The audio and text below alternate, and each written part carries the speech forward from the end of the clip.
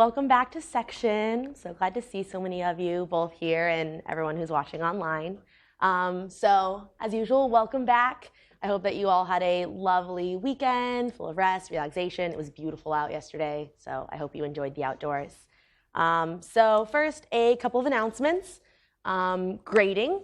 So most of you should have gotten an email from me about your Scratch PSET as well as grading for PSET 1. So just a couple things. Be sure to use Check 50 and Style 50.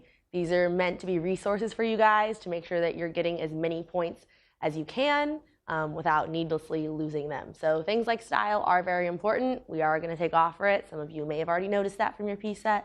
And Check 50 is just a really easy way to make sure that you are actually returning what needs to be returned to the user and that everything's working properly. On the second note, make sure you're uploading things to the correct folder. It makes my life just a little bit more difficult if you upload PSET 2 into PSET 1, because then when I download things, they don't download correctly.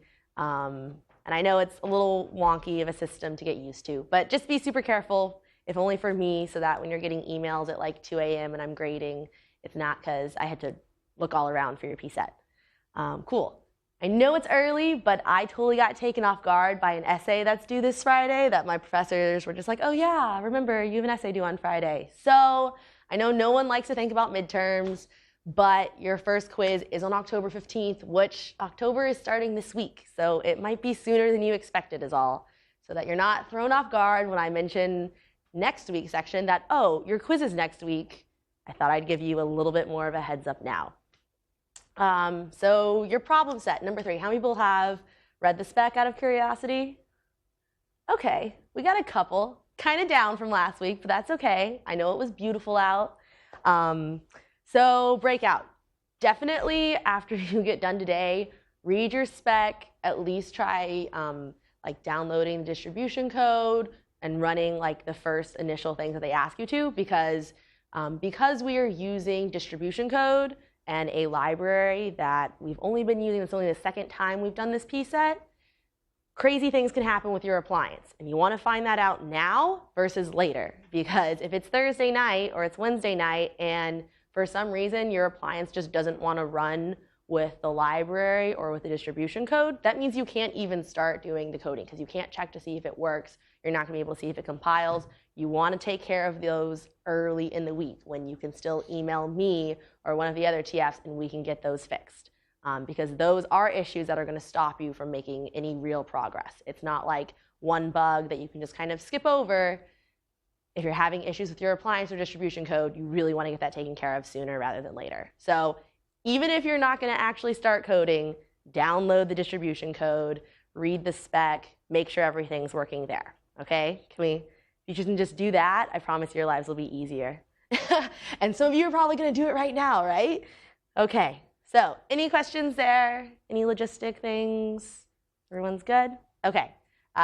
Disclaimer for those of you in the room and online, I'm going to be trying to switch between PowerPoint and the appliance because we are going to be doing some coding today by popular demand of the anonymous suggestion poll I sent out last week. So we will be doing some coding. So if you guys also want to fire up your appliances, and you should have gotten an email from me with a sample file, please feel free to do that. So we're going to talk about GDB, which is a debugger. It's going to help you kind of figure out where things are going wrong in your code. It's really just a way for you to step through your code as it's happening and be able to print out variables or see what's actually happening under the hood versus your program just running, segfaulting, and you're like, I have no idea what just happened here. I don't know what line it failed at. I don't know, where it went wrong. So GDB is going to help you with that. Also, if you decide to continue with CS and take 61, it will really, really be your best friend, as I can tell you, because I'm going through that class. We're going to look at binary search, which if you guys remember the great phone book example spectacle from class, we'll be implementing that and walking through that a little bit more. And then we're going to be going through 4 different sorts, which are bubble, selection, insertion, and merge. Cool. So GDB, as I mentioned, is a debugger. And these are kind of the big things, the big functions or commands that you use within GDB. And I will walk you through a demo of it in a second. So this is not just going to stay abstract. I will try and make it as concrete as possible for you guys. So break, it'll either be break like some number, which represents a line in your program, or you can name a function. So if you say break main, it will stop at main and let you walk through that function. Likewise, if you have some external function like swap or cube that we looked at last week, if you say break one of those, whenever your program hits that, it'll wait for you to tell it what to do before. It won't just execute, so you can actually step inside the function and see what's going on under the hood. So next, just skips over the next line, goes over functions, step. These are all a little abstract, so I'm just going to run through them, but you'll see them in use in a second. Step into a function, so as I was saying, like with swap, it would allow you to actually, as if you're like physically stepping inside, and you can like mess with those variables, print out what they are, see what's going on. List will literally just print out the surrounding code. So if you kind of forget where you are in your program or you're wondering what's going on around it, list will just print out a segment of like 5 or 6 lines around it so you can get oriented about where you are.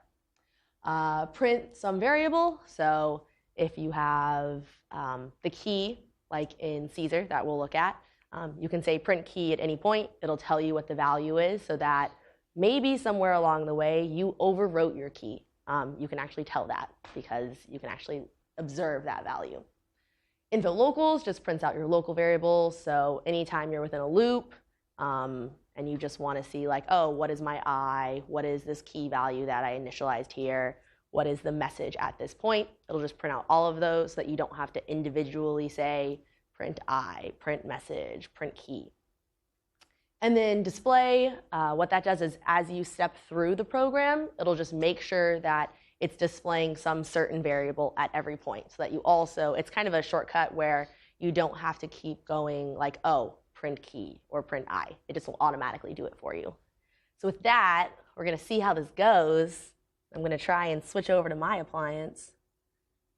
Let's see if I can do this. Oh. Display.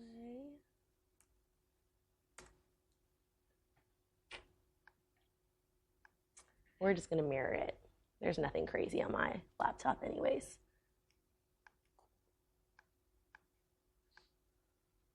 Okay. I think this needs to be full screen. It's so tiny. Okay, let's see if we can do this.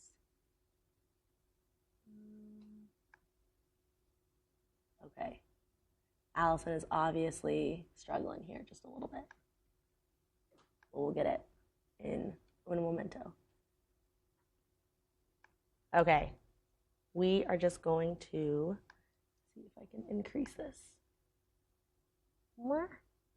Okay, can everyone kind of see that? Maybe a little bit. I know it's a little small. I can't quite figure out how to make this larger. If anyone knows, does anyone know how to make it larger? Okay. We're going to roll with it. Doesn't matter anyways, because it's just, that's the code that you guys should have. What's more important is the terminal here. And we have here, why is this so small? Settings.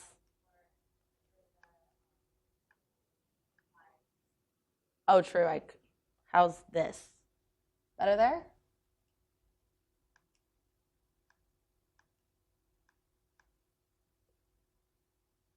Can everyone, is that better for everyone? Okay, cool.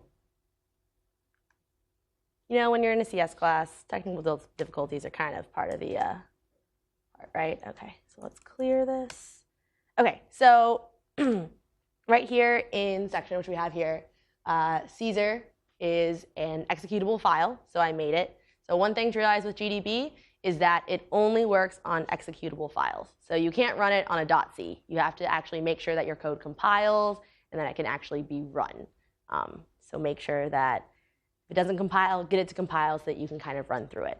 So to start GDB, all you do, literally type GDB and then just the file that you want. And I always misspell Caesar. But you want to make sure, since it's an executable, it's /. So that means you're going to run Caesar. You're going to execute this file, Caesar, with the debugger. OK? So we do that. You get this kind of gibberish.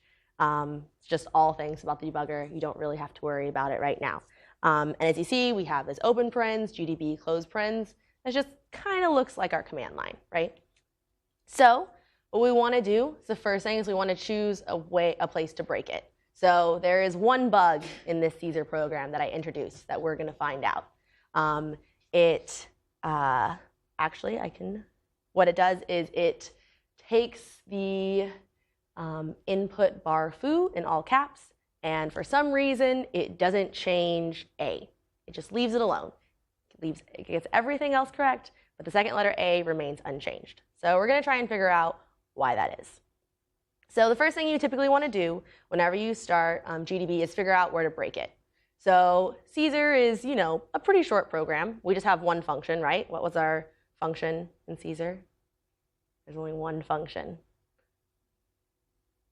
Main, right? Main is a function for all your programs. If you didn't have main, I might be a little worried right now, but I hope you all had main in there. So what we can do is we can just break main, just like that. So it says, OK, we set our breakpoint 1 there. So now the thing to remember is Caesar takes one command line argument, right? And we haven't done that anywhere yet.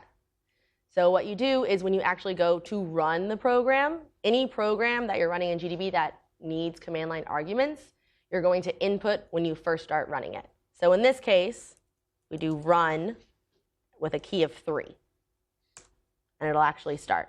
So if you see here, we have if argc is not equal to 2. So if you guys all have that file that I sent out up, you'll see that that's like the first line in our main function, right? It's checking to see if we have the correct number of arguments. So if you're wondering if argc is correct, you can do something just like print argc. Argc is 2, which is what we expected, right? So we can go next. We can continue through. So we have some key there. And we can print out our key to make sure that's correct. Interesting. Not quite what we expected. So one thing to realize with GDB also is that it's not until you actually hit next that the line that you just saw is actually executed. So in this case, key hasn't been assigned yet. So key is some garbage value that you see on the bottom there, negative 120, 1 billion something odd things, right? It's not the key that we expected. But if we hit next, and then we try and print key, it's 3. Everyone see that? So if you get something that you're like, wait, this is completely wrong, and I don't know how this would happen because all I want to do is assign a number to a variable, try hitting next, try printing it again, and see if that works. Because it's only going to execute and actually assign something after you hit next. Make sense to everyone? Mm-hmm. Where does that random number come from? It's just random. It's just garbage. It's just something that your computer will randomly assign. Cool. So now we can move through. And so now we have this plain text get string. So something interesting is going to happen when we hit next here.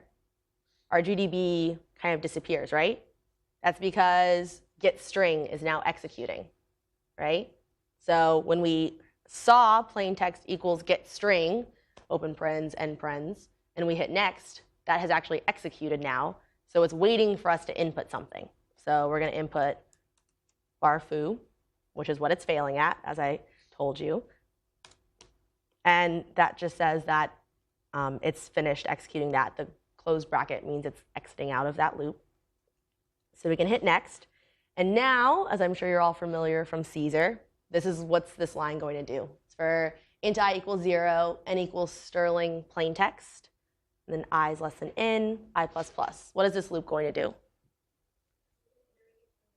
Over your message. Cool. So let's start doing that. So should this condition match for our first one? If it's a B is plain text I, we can get information about our locals. So I is 0, n is 6, which we expect, and our key is 3. All that makes sense, right? Those numbers are all exactly what they should be. So, I got random numbers for mine. Did you? Well, we can chat about that in a second. But you should be getting this. So if we have a capital B for our first one, this condition should catch it, right? So if we hit next, we see that this if actually executes. Because if you're following along in your code, this line here, where plain text I is replaced with this arithmetic, only executes if the if condition is met, right? The GDB is only going to show you things that are actually executing. So if this if condition wasn't met, it's just going to skip to the next line, okay? So we have that. This bracket means it's closed out of that loop now, so it's going to start again, just like that. So we can get info about our locals here, and we see that our first letter has changed, right? It's now an E, as it should be. So we can continue on, and we have this check. And this check should work, right? It's an A, should be changed 3 letters forward. But if you notice, we get something different. So in this case up here, it caught it. And so this line executed, which modified our B. But in this case here, we have that it just skipped it. It went to the else if. So something's going on there. What that's telling you is that we know that it should catch here, but it's not. Can anyone see what our problem is in that line? It's a very minute thing. And you can also look at your code. It's also line, I forget what line it is in there, but it's in the code that's out. Yes? It's only greater than A, which Exactly. is greater than an equal. Exactly. So the debugger couldn't tell you that, but the debugger could get you down to a line that you know is malfunctioning. And sometimes when, especially later in the semester, when you're dealing with, 100, 150 lines of code and you don't know where it's failing, this is a great way to do it. So we found our bug. You could fix it in your file, and then you could run it again, and everything would work perfectly. And the biggest thing is I know, this can seem, it's like, okay, yeah, cool, you knew what you were looking for, so you knew what to do. GDB can be super helpful because you can print out all these things that you wouldn't, it's much more useful than printf. How many of you use printf statements to figure out where a bug was, right? So with this, you don't have to keep going back and commenting in printfs or commenting out and figuring out what you should be printing. This actually just allows you to step through, print out things as you're going through so that you can observe how they change in real time as your program is running. And it does take a little bit of getting used to. I would highly recommend just kind of being a little frustrated with it for right now. If you spend an hour over the next week learning how to use GDB, you will save yourself so much time later on. And literally, we tell this to people every year. And I remember when I took the class, I was like, I'll be fine. I don't need, no. PSET 6 came along, I was like, I'm gonna learn how to use GDB because I don't know what's going on here. So if you take the time to use it on smaller programs that you're gonna be working on, working through something like Visioneer like this, or if you want extra practice, I'm sure I could come up with buggy programs for you to debug if you'd like. But if you just take some time to get used to it, just play around with it, it will really serve you well. And it's really one of those things that you just have to try and get your hands dirty with before you really understand it. I really only understood it once I had to debug things with it. And it's much nicer to have an idea of how to debug sooner rather than later. Okay, cool. I know that was kind of like a crash course in GDB. And I will definitely work on getting these to look bigger next time. Cool. So if we go back to our PowerPoint. Is this going to work? Ah, yes. Okay, so if you ever need any of those again, there's the list. So binary search. I'm sure everyone remembers the great spectacle of David ripping phone books in half. So I don't know where they get the phone books anymore, because where do you get phone books these days? I really do not know. But binary search, does anyone remember how binary search works? Anyone at all? Yeah. And you look at which harf it would be in based on that and get rid of the other harf. Exactly. So binary search, we like to call it divide and conquer. So what you'll do is you'll look at the middle, and you'll see if it matches what you're looking for. And if it doesn't, then you try to figure out, is it going to be in the left half or in the right half? So this might be, if you're looking at something that's alphabetized, you see, oh, does Allison come before M? Yes, so we're going to look at the first half. Or it could be like with numbers. Anything that you can compare that can be sorted, you can use binary search on.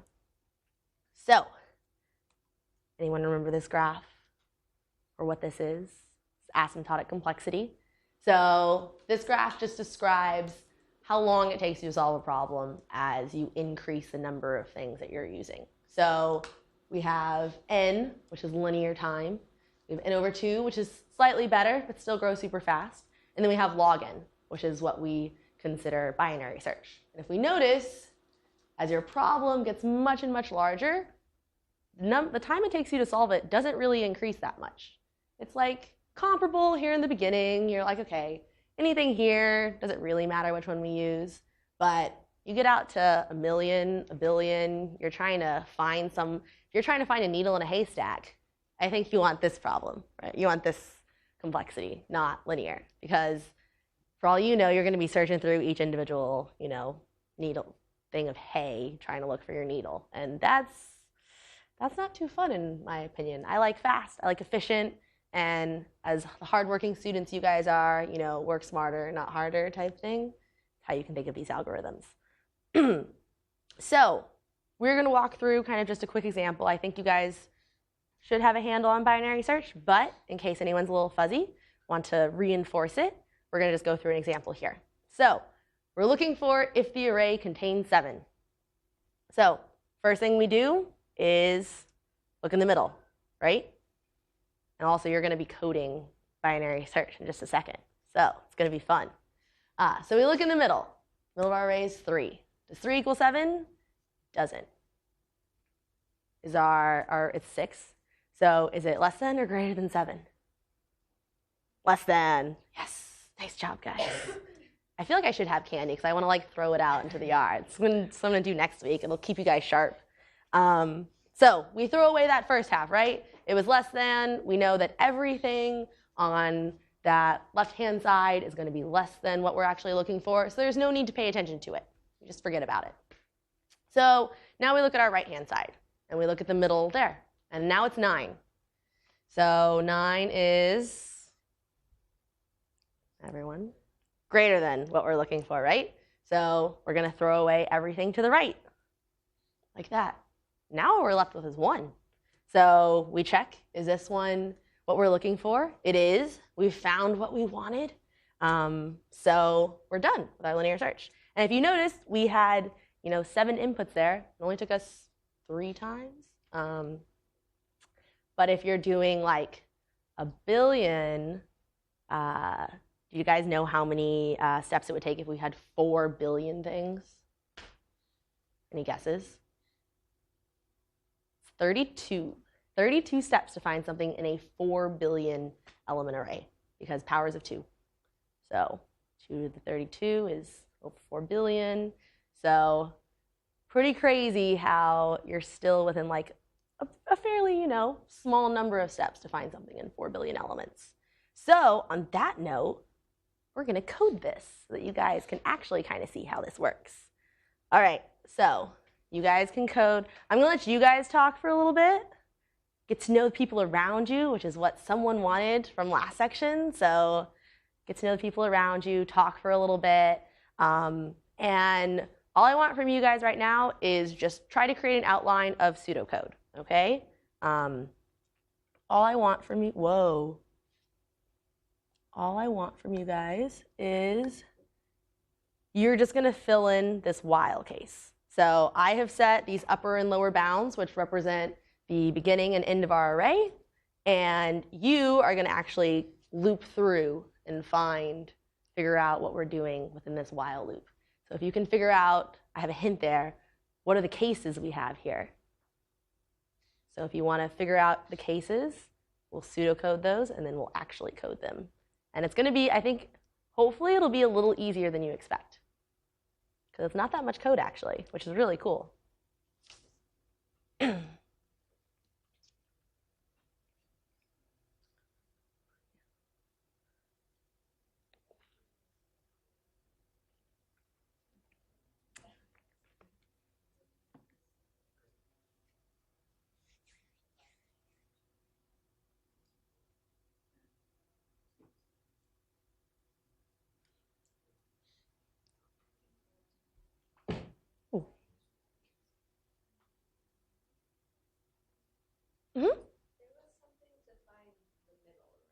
Yes, there was something to find in the middle. That. Okay. Perfect. So that's the first thing we need to do. So find the middle. Great. So we'll unless do you have an idea of how we might actually find the middle with code? Here. N over 2. So N over 2. So one thing to remember is that your upper and lower bounds change, right? We keep constricting the part of the array we're looking to. So N over 2 will only work for the first thing we do. So taking upper and lower into account, how might we get that middle element? Because we want the middle between upper and lower, right?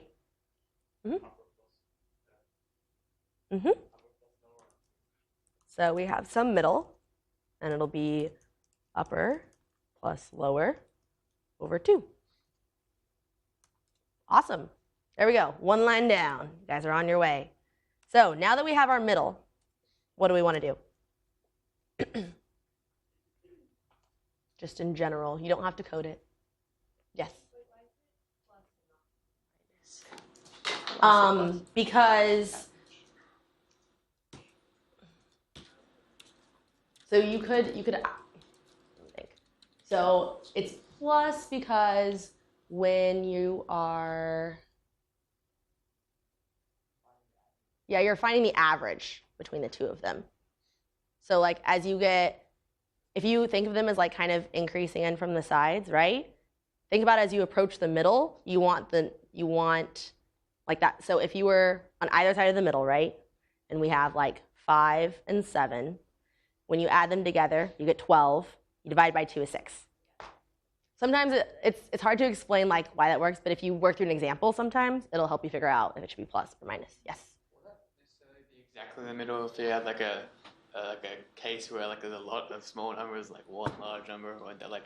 So all you need is the middle of the array. So like if you had like a bunch of small numbers and then one really large number at the end, it doesn't matter. All that matters is that they're sorted. You just want to look at the middle of the array because you're still slicing your problem in half. Yeah. Cool. So now that we have the middle, what do we do next? Compare. We compare. So compare middle to value wanted. Cool. So we see up here we have this value we want here. So we'll say if, remember this is an array, right? So middle refers to the index. So we want to do values of middle. Don't forget, if you want to compare, double equals. If you do single equals, you're just going to reassign it. And then, of course, it's going to be the value you want. So don't do that. So we're going to see if the values at the middle is equal to the value we want. Don't forget your braces. Dropbox should go away. So what do we do in this case? If it's equal, what do we want to return? We're trying to say Printf. we don't want to print f. So this is a bool here. So we want to return true or false. We're saying, is this number in our array? So if it is, we just return true. If I could spell true. Why wouldn't you return 0? So you could return 0 if you wanted. But in this case, because our function returns a bool, we need to return either true or false. When you're setting up a Boolean expression, can you set it equal to, like, false? Like, if I want to say if this condition is not met, if, like, is upper equals false, will it understand if you just put false on the other side? Yes, so actually if you're ever doing something like is upper or is lower, that returns true or false. And it's actually bad style to say equals equals true or equals equals false. You want to use that result as itself as like your check. So like, let me just, not what I wanted. That's what I wanted. So in the case of you're asking about something like, save this in C. So if we have int main void, you have something like this, and you have if is upper of some input, and you're asking if you can do something like this, right? I was trying to do it for false. Because like if it's, yeah. Right. So you want this to be false, Yeah. right? So in this case, you want it to execute if it's not true, right? So the cool thing you do there is this. So remember, exclamation point negates things. It says bang means not. So if we look at just this part here, that would you'd say that evaluates to false, as you want it to, right? Not false is true, which means this would execute. Does that make sense? Yeah. Awesome. Okay, so we could just return true in this case. So now we have two other cases in this case, right? What are our two other cases? So value is to, let's just do it this way. So we have, let's start with else if value at the middle is less than the value we want. So our value in the middle is less than the value that we're looking for. So which bound do you think we want to update? Upper or lower? Upper? So which side of the array are we going to be looking at? The lower. We're going to be looking at the less. So else if middle value is less. So your middle value here is less than what we want, right? So we want to take the right side of our array. So we're going to update our lower bound. So we'll reassign our lower. And what do you think lower should be? The middle value? So the middle value Plus 1. plus 1. Can anyone tell me why we have that plus 1? Middle value is not equal to it. Right, because we already know that our middle value is not equal to it, and we want to exclude it from all subsequent searches. If you forget that plus 1, this will like loop indefinitely, and you'll just be caught in an infinite loop, and then you'll segfault and things go bad. So always make sure that you're not including the value that you just looked at. So we take care of that with a plus 1. So now we have our last condition, which I always, for safety's sake, you can check here, else if value at the middle is greater than the value we want. That means that we want the left-hand half, right? So which one are we going to update? Upper. And what's this one going to equal? Middle minus 1. Because, of course, we want to make sure that we're not looking at that middle value again. So we have it. That's it. That's all binary search is. It's not that bad, right? It's like 10 lines of code with white space. So very powerful, very useful. You will be using it in one of your later P sets. Maybe not this one, but later. So learn it, love it. It'll treat you well. Does anyone have any questions on binary search? Yes? Does it matter whether your n is even or odd? No, so it'll take, because we cast it to the middle as an int, it'll truncate it, so it'll stay an integer, and it'll eventually sort through everything. So you don't have to worry about that. Everyone good? Awesome. Cool. So you guys got this. Back to slideshow. So as we were talking about, I know David mentioned complexity, runtimes, right? So in the best case, it's just 1, which we call constant time. Can anyone tell me why that might be? What type of scenario would that entail? First. Yeah. So the middle being the first element that we come to, right? So either an array of 1 or whatever we're looking for just happens to be smack dab in the middle, right? So that's our best case. You get into real problems, probably not going to be that often. What about our worst case? Our worst case is log n, and that has to do with the whole powers of 2 thing that I talked about. So in the worst case, it would mean that we had to chop the array down until it was an element of 1. So we had to chop it down in half as many times as we possibly could. That's why it's log n, because you just keep dividing by 2. So assumptions, things you need to know if you're ever going to use a binary search. Your elements must be sorted. They have to be sorted because that's the only way you can know if you are able to throw out half of it. If you had this jumbled bag of numbers and you're saying, okay, I'm going to check the middle number, and if it's less than, if the number I'm looking for is less than that, I'm just going to arbitrarily throw out 1/2. You wouldn't know if your number is in that other half. Your list has to be sorted, okay? As well, this may be going ahead a little bit, but you need to have random access. You need to be able to just go to that middle element.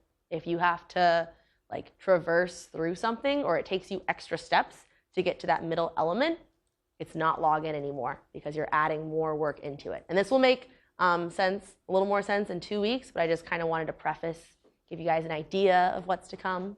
But those are the 2 important assumptions that you need for a binary list. Make sure it's sorted. That's the big one for you guys right now. And on that, we can go into the rest of our sorts. So 4 sorts: bubble, insertion, selection, and merge. They're all kind of cool. If you guys decide to take CS 124, you'll learn about all sorts of sorts. And if you're an XKCD fan, there's a really cool comic about like really ineffective sorts, which I highly recommend you going to look at. One of them is like panic sort, which is just like, oh no, return like random array, like shutdown system, leave. So geeky humor, always good. So does anyone remember kind of like just a general idea of how bubble sort works? You remember? Yeah. Go for it. So like you go through, and if it's bigger, then you swap the 2. Exactly. So you just iterate through, you check 2 numbers. If the one before is bigger than the one afterwards, you just swap them so that in this way, all of the higher numbers bubble up toward the end of the list and all of the lower numbers bubble down. So did he show you guys the cool like sound effects sorting video? Yeah, it's kind of cool. So as Robert just said, the algorithm is just step through the list, swapping the adjacent values if they're not in order, and then just keep repeating until you don't make any swaps. So not bad, right? So we just have a quick example here. So this is going to sort them in ascending order. So when we go through the first time, we look through 8 and 6 are obviously not in order. We swap them. So we look at the next one, 8 and 4, not in order. Swap them. And then 8 and 2, swap them. There we go. So after your first pass, you know that your largest number is going to be all the way at the top, right? Because it's just going to be constantly larger than everything else, and it's just going to bubble up all the way to the end there. Does that make sense to everyone? Cool. So then we look at our second pass. 6 and 4 switch, 6 and 2 switch, and now we have 2 things in order. So for every pass that we make through our entire list, we know that like that many numbers at the end will have been sorted. So we do a third pass, which is 1 swap. And then on our fourth pass, we have 0 swaps. And so we know that our array has been sorted. And that is the big thing with bubble sort. We know that when we have 0 swaps, that means that everything is in complete order, right? It's kind of how we check. So we're also going to code bubble sort, which also is not that bad. None of these are that bad. I know they can seem a little scary. I know when I took the class, even when I was teaching this class for the first time last year, I was like, how do I do this? It makes sense in theory, but how do we actually do this? Which is why I also want to like walk through code with you guys here. So I have the pseudocode for you guys this time. So just keep this in mind as we're about to transition over. So we have some counter that keeps track of our swaps, right? Because we need to make sure that we're checking that. And we iterate through the entire array, as we just did this with this example. If the element before is larger than the element after where we're at, we swap them and we increment our counter. Because as soon as we swap, we want to let our counter know that. Any questions there? Something seems funny over here.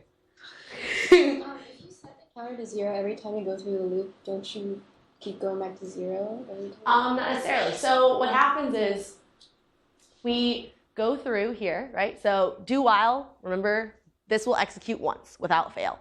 So it's going to set the counter equal to 0. Then it's going to iterate through. As it iterates through, it will update counter.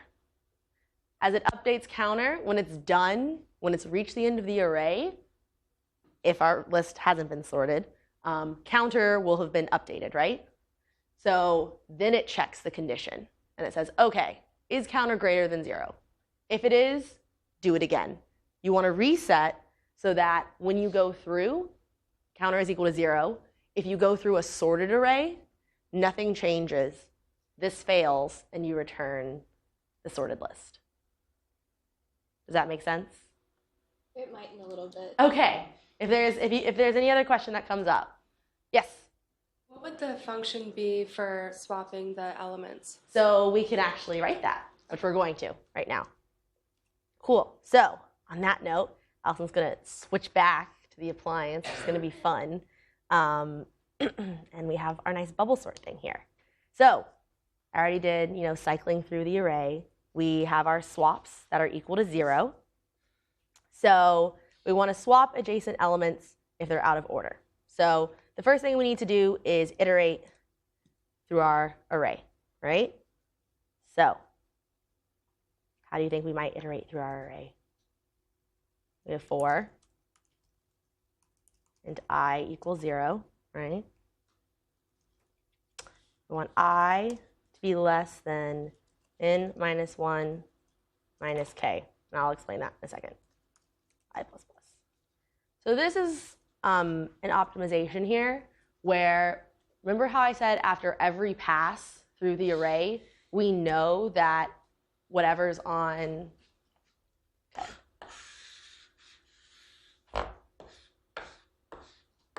So after one pass, we know that this is sorted, right? After 2 passes, we know that all this is sorted. After 3 passes, we know that's sorted. So the way I'm iterating through the array here is it's making sure to only go through what we know is unsorted, okay? That's just an optimization. You could write it naively, just iterating through everything. It would just take longer. With this for loop, it's just a nice optimization because we know that after every full iteration through the array here, like every full loop here, we know that one more of these elements will be sorted at the end. So we don't have to worry about those. Does that make sense to everyone? That cool little trick? So in that case, if we're iterating through, we know that we want to check if array n and 1 are in order. Okay, so here's the pseudocode. We want to check if array n and n plus 1 are in order, right? So what might we have there? It's going to be some conditional, right? It'll be an if. If array n is less than array n plus 1, do nothing. Well, less than or greater than? Greater than. Greater than. And we want to swap them. Exactly. So now we get into what's the mechanism for swapping them. So does anyone, we went through this briefly, a type of swap function last week. Does anyone remember how it worked? So we can't just reassign them, right? Because one of them will get lost. If we said A is equal to B, and then B is equal to A, all of a sudden, both of them are just equal to B, right? So what we have to do is we have a temporary variable that's going to hold one of ours while we're in the process of swapping. So what we have is we'll have some int temp is equal to, you can assign it to whichever one you want. Just make sure you keep track of it. So in this case, I'm going to assign it to array n plus 1. So that's going to hold whatever value is in that second block that we're looking at. And then what we can do is we can go ahead and reassign array n plus 1 because we know we have that value stored. This is also one of the big things. I don't know if any of you had issues where if you switch 2 lines of code, suddenly things worked.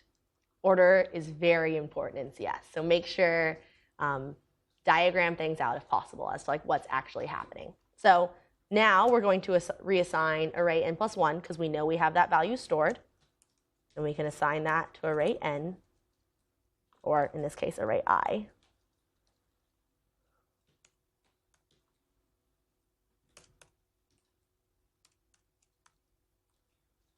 Too many variables.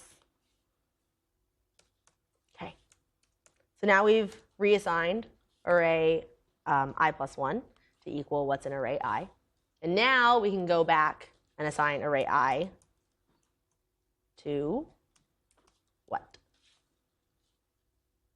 Anyone? Temp. 10. Exactly. And one last thing, if we have swapped it now, what do we need to do? What's the one thing that's going to tell us if we ever terminate this program? What tells us that we have a sorted list? If we don't perform any swaps, right? If swaps is equal to 0 at the end of this. So whenever you perform a swap, as we just did here, we want to update swaps. And I know there was a question earlier about can you like use like 0 or 1 instead of true or false? And that's what this does here. So this says if not swaps. So if swaps is 0, which is I always get my trues and my falses mixed up. We want this to evaluate to true, and it's not. So if 0 is false. So if it's 0, then it's false. If you negate it with a bang, it becomes true. So then this line executes. Trues and false and zeros and ones get crazy. Just if you slowly walk through it, it'll make sense. But that's what this little bit of code here does. So this checks to see have we done any swaps. So if it's anything besides 0, it's going to be false, and the whole thing's going to execute again. Cool? What does break do? Yeah. Break just breaks you out of the loop. So in this case, it would just like end the program, and you would just have like your sorted list. Amazing. Why is not written 0? Or written 0? I'm sorry? Because like previously we used written 1 or written 0 to present that if that work or not. Yeah, so you can return 0 or 1. In this case, because we're not actually doing anything with the function, we just want it to break. Like, we don't really care about it. Break is also good if it's used for breaking out of for loops or conditions that you don't want to keep executing. Just takes you out of them. It's a bit of a nuanced thing. I feel like there's a lot of like hand waving, like you'll learn about this soon, but you'll learn about it soon, I promise. Okay, so does everyone get bubble sort? Not too bad. Iterate through, swap things using a temp variable. And we're all set there? Cool? Awesome. Okay, back to the PowerPoint. Any questions in general about these so far? Cool, okay. Int main usually. You would have that for this. So we were just looking just at like the actual sorting algorithm. If you had it within like a larger program, you would have an int main somewhere. This might be, depending on where you used this algorithm, it would determine like what's being returned by it. But for our case, we were strictly looking at like how does this actually iterate through an array, so we don't worry about it. So we were talking about best case and worst case scenarios for binary search. So it's also important to do that for each of our sorts. So what do you think is the worst case runtime of bubble sort? You guys remember? N-1. N-1, so that means there are N-1 comparisons. So one thing to realize is that on the first iteration, right, we go through, we compare these two. So that's 1, these two, 2, 3, 4, right? So we're already, after one iteration, After one iteration, we already have 4 comparisons, right? When I'm talking about runtime and n represents the number of comparisons as like a function of how many elements we have, okay? So we go through, we have 4. The next time, we don't have to take care of this. We compare these two, these two, these two. And if we didn't have that optimization with the for loop that I wrote, right, you would be comparing in here anyways. So you would have to run through the array and make, in comparisons in times, right?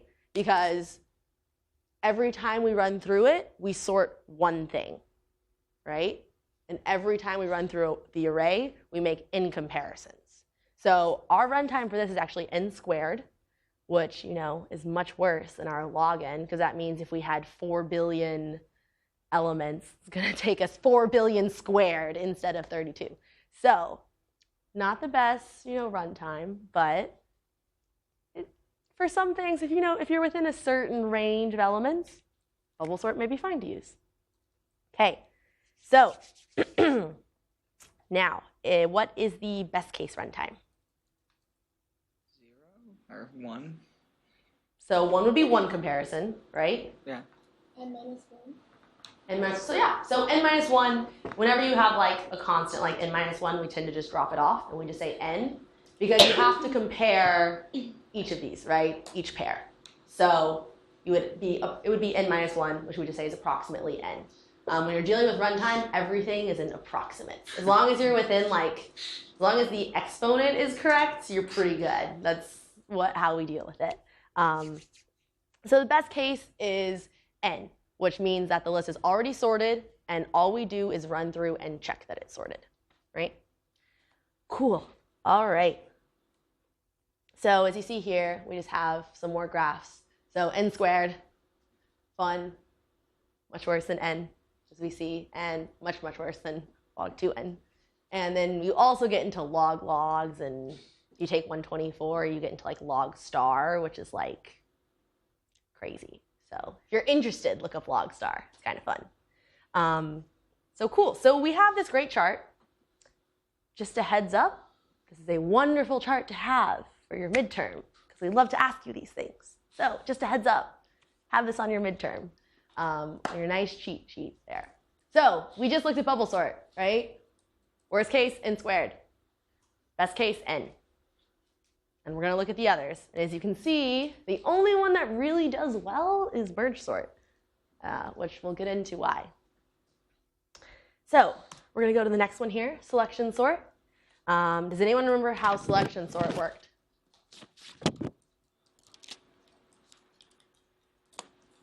Okay, so go for it. Basically, go through an order and create a new list, and just as you're putting elements in, put them in the right place in the new list. So that sounds more like insertion sort, Oh. but you're really close. They're very similar. Even I get them mixed up sometimes. Before this section, I was like, wait, which one's which? Okay, so what you want to do is selection sort. The way you can think about it, and the way I make sure I try not to get them mixed up, is it goes through and it selects the smallest number. And it puts that, you know, at the beginning of your list. It swaps it with that first spot. So they actually have an example for me. Awesome. Okay, so just the way to think of it, selection sort, select the smallest value, okay? And we're going to run through an example that I think will help, because I think visuals always help. So we start out with something that is completely unsorted. Red will be unsorted, green will be sorted. It'll all make sense in a second. So we go through and we iterate from the beginning to the end, and we say, okay, 2 is our smallest number. So we're going to take 2, we're going to move it to the front of our array, because it's the smallest number we have. So that's what this is doing here. It's just going to swap those two. So now we have a sorted part and an unsorted part. And what's good to remember about selection sort is we're only selecting from the unsorted part, okay? The sorted part, we just leave alone. How does it know what is the smallest without comparing it to every other value in the It does array? compare it through. Oh. We skipped over, this is just general overall. Yeah. When we write the code, I'm sure you'll be more satisfied. But you would compare, you store this first element as the smallest. You compare and you say, okay, is it smaller? Yes, keep it. Here, is it smaller? No. This is your smallest. Reassign it to your value. And when we go through it, I think you'll be much happier when we go through the code. So we go through, we swap it. So then we look at this unsorted portion. So we're going to select 3 out. We're going to put it on at the end of our sorted portion. Okay? And we're just going to keep doing that, and doing that. So this is our kind of pseudocode here. You guys can we'll code it up here in a second. But just something to walk through on a high level. You're going to go from I equals 0 to n minus 2. That's another optimization. Don't worry too much about it. So as you were saying, how do we keep track of, as Jacob was saying, right? Yes. As Jacob was saying, how do we keep track of what our minimum is? How do we know? We have to compare everything in our list. So minimum equals I. It's just, that's saying, in this case, the index of our minimum value. So then it's going to iterate through, and it's go from j equals I plus 1. So we already know that, like that's our first element. We don't need to compare it to itself. So we start comparing it to the next one, which is why it's I plus 1 to n minus 1, which is the end of the array there. And we said if array at j is less than array min, then we reassign where our minimum indice is. And if min is not equal to I, as in where we were back over here, so like when we first did this one, in this case minimum would have been 0, but it would start at 0. It would end up being 2. So min would not equal I in the end. That lets us know that we need to swap them. I feel like a concrete example will help much more than this. So I'll code this up with you guys right now, and I think it'll be better.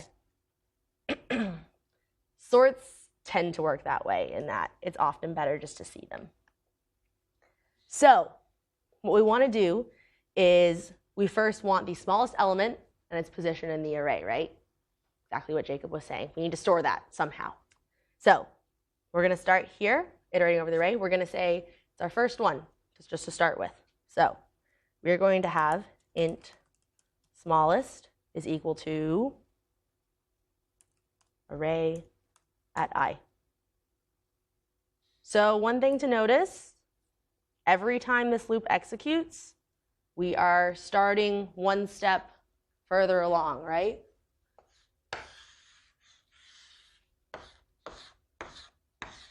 When we start, we look at this one. The next time we iterate through, we're starting at this one and assigning it our smallest value. So it's very similar to bubble sort, where we know that after one pass, this last element is sorted. With selection sort, it's just the opposite. At every pass, we know that the first one is sorted. After the second pass, the second one will be sorted. And as you saw with the slide examples, our sorted portion just keeps growing. So by setting our smallest one to array I, all it's doing is constricting what we're looking at, so as to minimize the number of comparisons we make. Does that make sense to everyone? If you need me to run through that again slower or in different words, I'm happy to. Okay. So we're storing the value at this point, but we also want to store the index. So we're going to store the position of the smallest one, which is just going to be I. So now Jacob's satisfied. We have things stored. And now we need to look through the unsorted part of that array. So in this case, this would be our unsorted. This is I. Okay, so what we're going to do, it's going to be for loop. Whenever you need to iterate through an array, your mind should go to for loop. So for some int k equals, what do we think k is going to equal to start with? This is what we said is our smallest value, and we want to compare it. What do we want to compare it to? It's going to be this next one, right? So we want k to be initialized to I plus 1 to start. And we want k, in this case, we already have size stored up here. So we can just use size being the size of the array. And we just want to update k by 1 each time.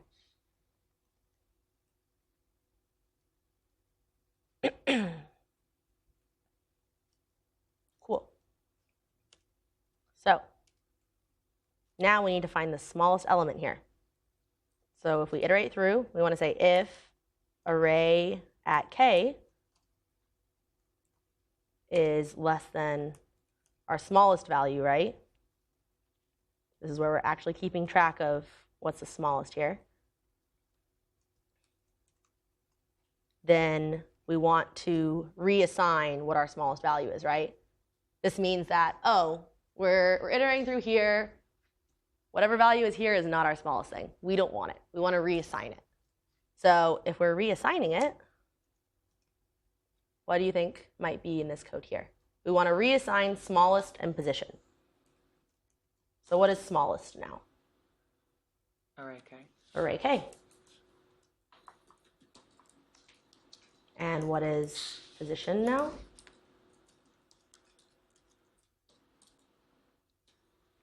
What's the indice of our smallest value? It's just K.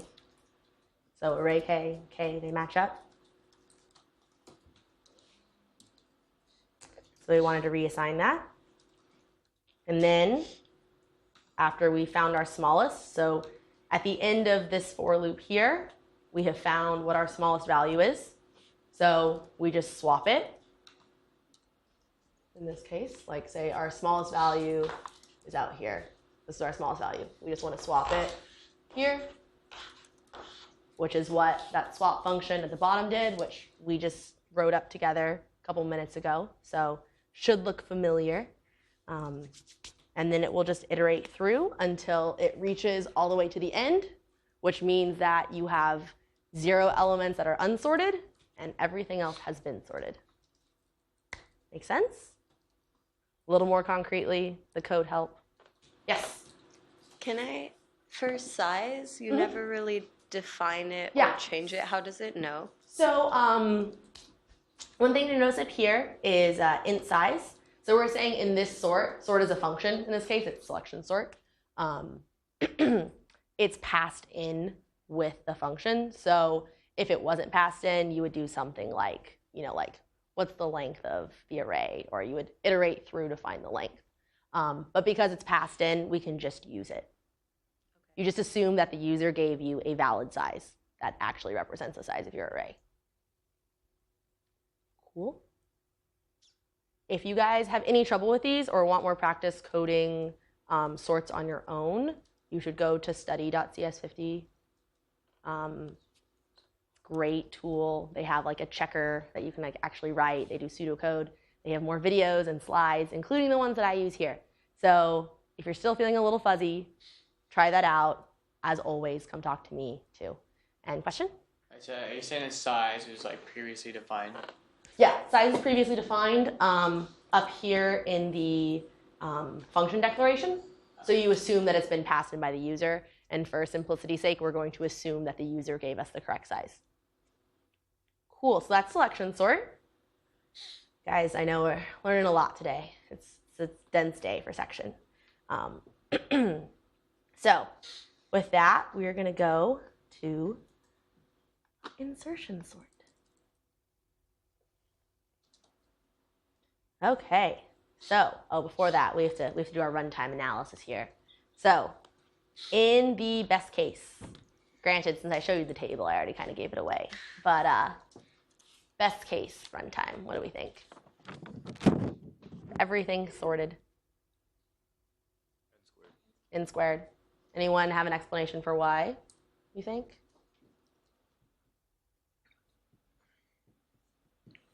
You're comparing through just Right, like you're comparing through. At every iteration, even though we're decrementing this by 1, you're still searching through everything to find the smallest one. So even if your smallest value is here at the beginning, you're still comparing it against everything else to make sure it's the smallest thing. So you'll end up running through approximately n squared times. All right, and what's the worst case? Also n squared, because you're going to be doing that same procedure. So in this case, selection sort has something that we also call expected runtime. So in the others, we just know the upper and lower bounds. Depending on how crazy our list is or how unsorted it is, they vary between, n or n squared. We don't know. But because selection sort has the same worst and best case, that tells us that no matter what type of input we have, whether it's completely sorted or completely like reverse sorted, it's going to take the same amount of time. So in that case, if you remember from our table, it actually had a value that these two sorts don't have, which is expected runtime. So we know that whenever we run selection sort, is guaranteed to run in n squared time. There is no variability there. It's just expected. And again, if you want to learn more, take CS 124 in the spring. All right, so we've seen this one. Cool, so insertion sort. And I'm probably going to blaze through this. I won't have you guys code it. We'll just walk through it. So insertion sort is kind of similar to selection sort in that we have both an unsorted and sorted part of the array. But what's different is that as we go through one by one, we just take whatever number is next in our unsorted and correctly sort it into our sorted array. It'll make more sense with an example. So everything starts as unsorted, just like with selection sort. And we're going to sort this in ascending order as we have been. So on our first pass, we take the first value and we say, okay, you are now in a list by yourself. Because you are in a list by yourself, you are sorted. Congratulations for being the first element in this array. You're already sorted, all on your own. So now we have a sorted and an unsorted array. So now we take the first, what happens between here and here is that we say, okay, we're going to look at the first value of our unsorted array. And we're going to input it in its correct place in the sorted array. So what we do is we take 5 and we say, okay, is 5, it's greater than 3, so we just insert it right to the right of that. And we're good.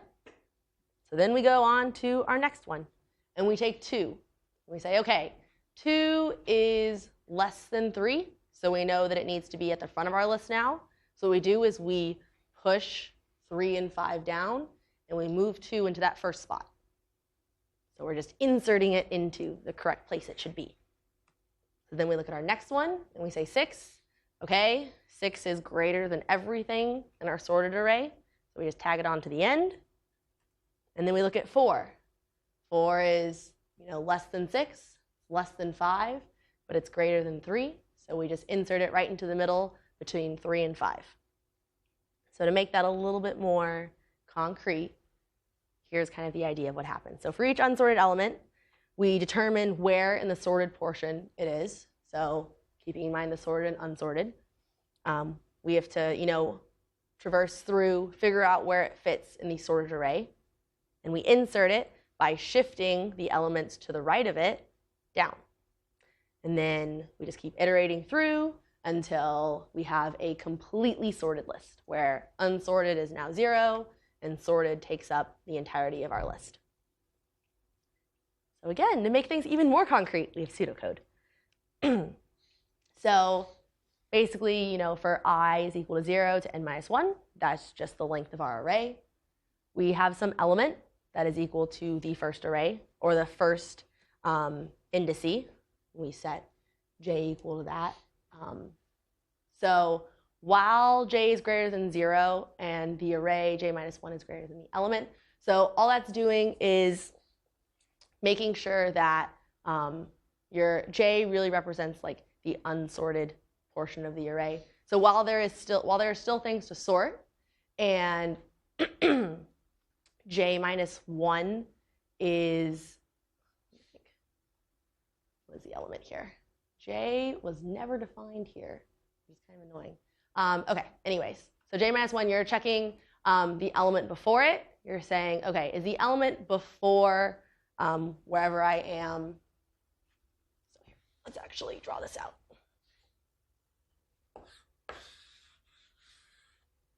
So let's say this is like on our second pass. So I is going to be equal to 1, which is here. So I is going to be equal to 1. So let's say this would be 2, 4, 5, 6, 7. All right. So our element in this case is going to be equal to 4. And we have some j that's going to be equal to 1.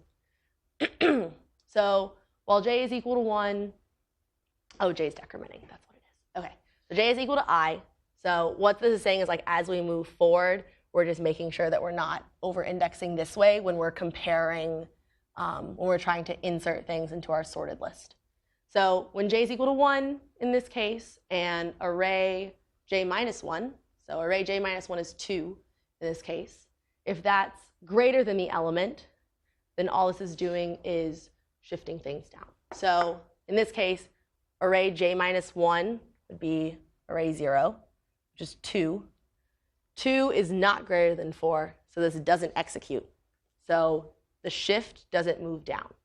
What this does here is just moving your sorted array down. So if this were, in this case actually, we could do, let's make this 3. So if we were to walk through with this example, right? We're now here. This is sorted. This is unsorted. Right? Cool.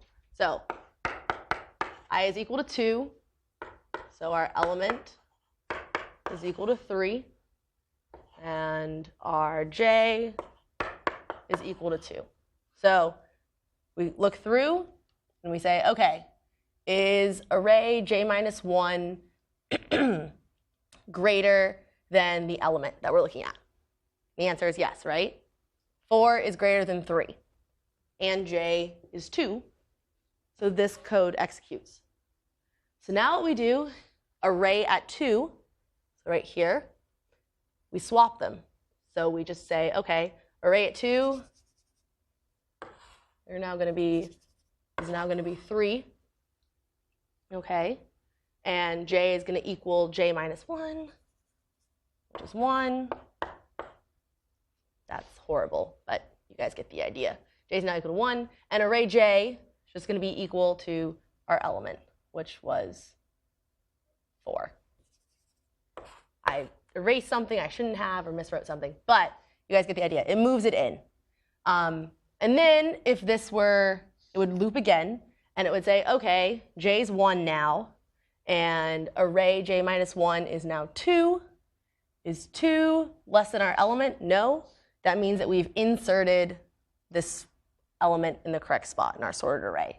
So then we can take this and we say, OK, our sorted array is here. And it would take this number 6 and be like, OK, is 6 less than this number? No? Cool, we're fine. Do it again. We say 7. Is 7 or 7 less than the end of our sorted array? No, so we're fine. And so this would be sorted. Basically, all this does is it's saying, take the first element of your unsorted array, figure out where it goes in your sorted array. And this just takes care of swaps to do that. You're basically just swapping until it's in the right spot. And moving. The visual image is that you're moving everything down by doing that. So it's like half bubble sort-esque. Check out Study 50. I highly recommend trying to code this on your own. If you have any issues or you want to see sample code for an insertion sort, please let me know. I'm always around. Okay, so worst case runtime and best case runtime, as you guys saw from the graph that I already, or the table I already showed you, it's both n squared, or n squared and n. So kind of going off of what we talked about with our previous sorts, worst case runtime is that if it's completely unsorted, we have to compare all of these n times, right? We do a whole lot of comparisons, because if it's in reverse order, we're going to say, OK, this is the same, this is good, and this one will have to be compared against the first one to be moved back. And as we get toward the tail end, we have to compare and compare and compare and compare against everything. So it ends up being approximately n squared. If it's correct, then you say, OK, 2, you're good. 3, you compare to 2, you're good. 4, you just compare to the tail, you're good. 6, compare to the tail, you're fine. So for every spot, if it's already sorted, you're making one comparison. So it's just n. And because we have a best case runtime of n and a worst case runtime of n squared, we have no expected runtime. It is whatever, it just depends on the chaos of our list there. And again, another graph. And another table. So differences between sorts, I'm just going to breeze through. I feel like we've talked extensively about how they all kind of vary and link together. So merge sort is the last one I shall bore you guys with. But we do have a pretty colorful picture. So merge sort is a recursive algorithm. So you guys all kind of, do you guys know what a recursive function is? Can anyone want to say? You want to try? Okay, so a recursive function is just a function that calls itself. So if you guys are familiar with the Fibonacci sequence, that's deemed recursive because you take the previous two and add them together to get your next one. So recursive, you can kind of think of it as like, I always think of recursion as like a spiral. So you're like spiraling down into it. But it's just a function that calls itself. And actually, really quickly, I can show you what that looks like. So recursive here, if we look, this is the recursive way to sum over an array. So what we're doing, why is that flicker? So all that we do is we have some function sum that takes a size and an array. And if you notice, size decrements by 1 each time. And all it does is if x is equal to 0, so if the size of the array is equal to 0, it returns 0. Otherwise, it sums this first element of the, or the last element of the array, and then takes a sum of the rest of the array. So it's just breaking it down into smaller and smaller problems. Long story short, recursion, function that calls itself. That's all you got out of this. That's what a recursive function is. If you take 51, you will get very, very comfortable with recursion. It's really cool.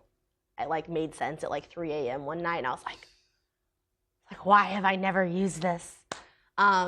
So for merge sort, basically what it's going to do is it's going to break it down until it's just single elements. Because single elements are easy to sort, right? We see that. If you have one element, it's already considered sorted. So on an input of n elements, if n is less than 2, just return, because that means it's either 0 or 1. As we've seen, those are considered sorted elements. Otherwise, break it in half, sort the first half, sort the second half, and then merge them together. That's why it's called merge sort. So we have here, we'll sort these.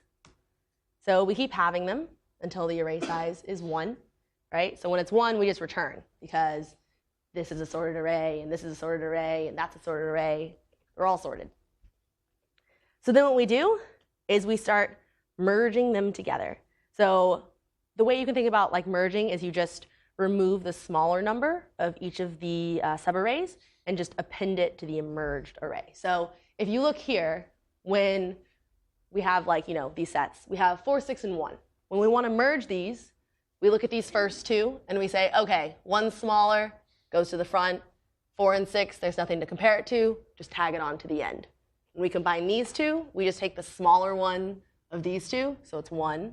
And now we take the smaller of these two, so 2, smaller of these two, 3, smaller of these two, 4, 5, 6. So you're just pulling off these. And because they've been sorted previously, you just have like one comparison each time there. So more code here, just representation. So you start at the middle, right? And you sort left and the right, and then you just merge those. And we don't have code for merge right here. But again, if you go on study 50, it'll be there. As always, come talk to me if you're still confused. So cool thing here is that best case, worst case, and expected runtime are all in log n, which is far better than we've seen for the rest of our sorts, right? We've seen n squared, and what we actually get here is n log n, which is great. Look at how much better that is. Such a nice curve. So much more efficient. If you ever can, use merge sort. It'll save you time. Then again, as we said, if you're down in this lower region, it doesn't make that much of a difference. You get up to thousands and thousands of inputs, you definitely want a more efficient algorithm. And again, our lovely table of all the sorts that you guys learned today. So I know it's been a dense day. This isn't necessarily going to help you with your p-set, but I just want to make a disclaimer that section is not just about p-sets. All this material is fair game for your midterms. And also, if you do continue on with CS, these are really important fundamentals that you would need to know. So some days will be, a little more PSET help, but some weeks will be much more actual content that may not seem super useful to you right now, but I promise if you continue on, will be very, very useful. So that's it for section. Down to the wire. I did it within 1 minute. But there we go. And I will have donuts or candy. Is anyone allergic to anything, by the way? Eggs and milk. So donuts are a no? Okay. All right. Chocolate, no? Starburst. Starburst are good. Okay. We're going to have Starburst next week then. That's what I'll get. You guys have a great week. Read your spec. Let me know if you have any questions. PSET 2 grade should be out to you by Thursday. If you have any questions about how I graded something or why I graded something the way I did, please email me, come talk to me. I'm a little crazy this week, but I promise I will still reply within 24 hours. So have a great week, everyone. Good luck on your PSET.